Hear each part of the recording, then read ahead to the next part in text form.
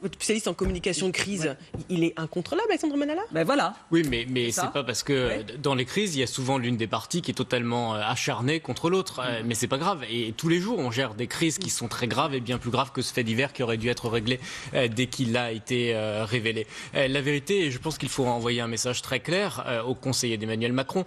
Ils sont aujourd'hui, les conseillers en communication et l'entourage d'Emmanuel Macron, le principal handicap d'image d'Emmanuel Macron.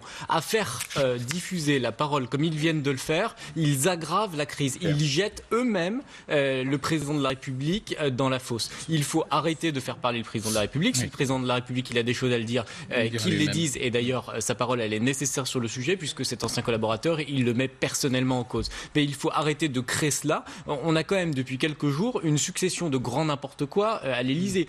On a voulu, considérant que les Gilets jaunes appelaient la disparition de l'image personnelle du président de la République, choisi d'adopter une stratégie de communication politique qui reposait sur le secret. Donc on nous a dit, le président de la République, on ne communique pas sur ses vacances. Puis on nous a dit, on annule le ski. Puis on nous a dit, il est en voyage privé. Puis on nous a dit, il est à Brégançon. Maintenant on nous dit, on ne souhaite pas réagir aux déclarations d'Alexandre Benalla. Puis on nous dit, pas de dialogue par presse interposée. Puis on alimente la presse avec une position qui n'est pas celle du président de la République, mais de l'entourage du président de la République, qui est lui-même visé violemment par Alexandre Benalla.